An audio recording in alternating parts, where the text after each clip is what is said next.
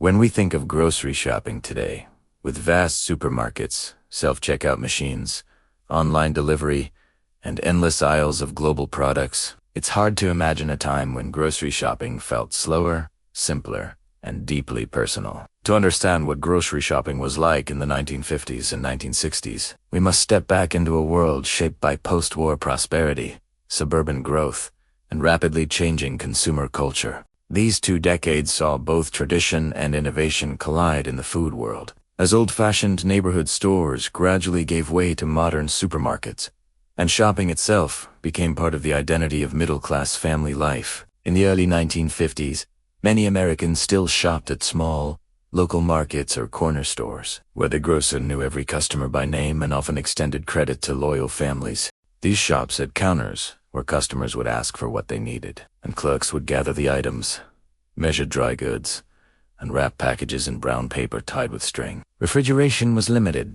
so many families visited multiple stores throughout the week. The butcher for meat, the bakery for bread, and the greengrocer for seasonal fruits and vegetables. Shopping was a social ritual, filled with conversation, handshakes, and a sense of community. Prices were written on chalkboards, weighed on scales, and adjusted with pencil on slips of paper. But as the decade progressed, supermarkets began to expand across the country, changing the way people bought food. These larger stores allowed customers to walk through aisles with their own shopping carts, selecting items directly from shelves instead of relying on a clerk. This self-service model, pioneered earlier in the century, now spread widely, and for many families it was both exciting and overwhelming. Imagine entering a brightly lit store lined with neatly organized shelves, filled with colorful packages and labels competing for attention. Instead of simply buying staples like flour, sugar, and potatoes, shoppers now faced dozens of brands of cereal, canned soup, and frozen dinners. Grocery shopping became less about necessity and more about choice. The rise of packaged and processed foods defined the 1950s shopping experience. With advances in food technology and the popularity of convenience, supermarkets offered canned vegetables, boxed cake mixes, and powdered drink mixes like Temps.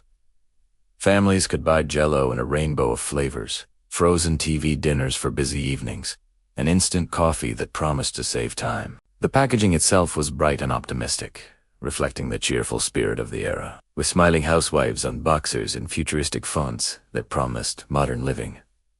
Shopping carts became larger to handle bigger loads, and weekly shopping trips replaced daily errands, especially as suburban families now had cars and refrigerators big enough to store food for days at a time. Advertising played a powerful role in shaping grocery habits during these decades. Television commercials promoted products directly into family living rooms, creating demand for brand-name goods. Children begged their parents for sugary cereals advertised by cartoon mascots, while homemakers were encouraged to try miracle convenience foods that promised more free time and less labor in the kitchen. Supermarkets arranged aisles strategically, placing candy and small treats near the checkout, tempting kids and parents alike. For many families, shopping became a negotiation between practicality, budget, and the allure of new products. At the same time, grocery shopping reflected gender roles of the era. In the 1950s especially, women were expected to handle the family's grocery needs, often armed with handwritten lists carefully planned around weekly meals. Shopping trips were part of the housewife's domain,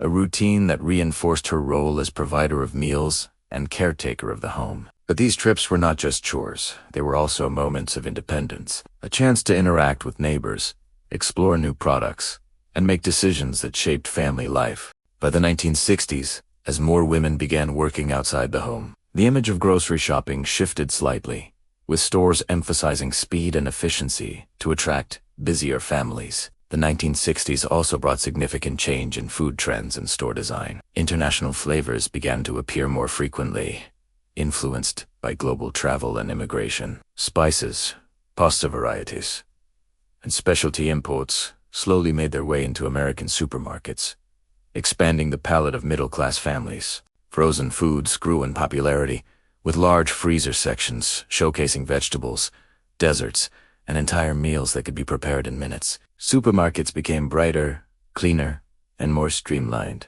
with fluorescent lighting, tiled floors, and long aisles stretching toward the back of the store. Shopping carts even grew larger, encouraging bulk purchases and bigger spending. Credit cards were not yet common, so most grocery purchases were made with cash. Many shoppers carried envelopes of household money, carefully budgeting for the week. Coupons, clipped from newspapers and magazines, were an essential tool for stretching dollars further. Store loyalty programs were rare, but trading stamps, such as S&H green stamps, gave families extra incentive to shop at certain stores. Customers collected stamps with each purchase, later redeeming them for household goods and gifts. For children, accompanying their parents on a shopping trip often meant a chance to help paste stamps into booklets or to beg for penny candy displayed in jars near the checkout. Regional differences shaped the grocery experience too. In rural areas, small general stores remained important well into the 1960s, carrying everything from flour and nails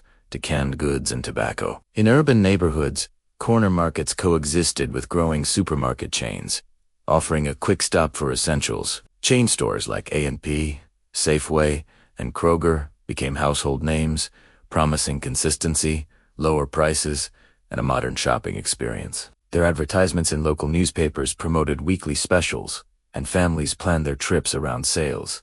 Grocery shopping was not yet a casual errand. It was a weekly event that shaped family schedules and menus. Walking through a supermarket in the 1950s or 1960s would have felt both familiar and strange to modern eyes. The basic structure aisles of packaged goods, a produce section, a meat counter, and checkout lines was already in place. Yet the products themselves reflected the culture of the time. Rows of canned soup, powdered mixes, margarine, and boxed cereals dominated shelves. Fresh produce was available but often limited by season and distribution, far less varied than today's year-round global imports.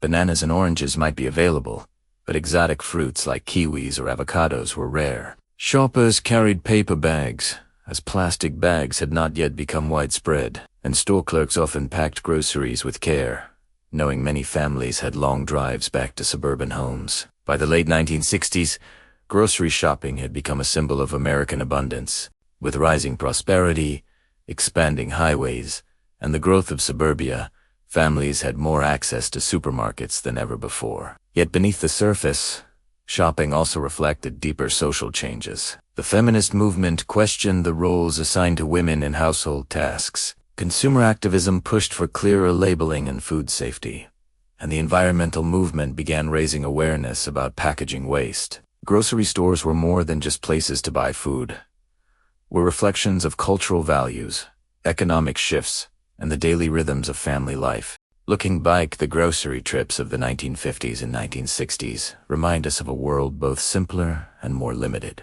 but also full of optimism and change. They were shaped by face-to-face interaction, handwritten lists, and shelves of products that carried the promise of modern living. There were moments when families made choices that shaped not only what ended up on the dinner table, but also how they saw themselves in a changing society. The act of shopping was deeply connected to the identity of the homemaker, the growth of suburbia, and the rise of consumer culture. Today, when we walk into massive supermarkets or order groceries with a click of a button, it's easy to forget how revolutionary those earlier decades were. The 1950s and 1960s laid the foundation for modern shopping, teaching us how to navigate aisles, compare brands, and treat the grocery store as more than a supplier of necessities. It became a cultural institution. For the families of that era, grocery shopping was not just about filling a pantry. It was about participating in a new vision of prosperity, community, and modern life.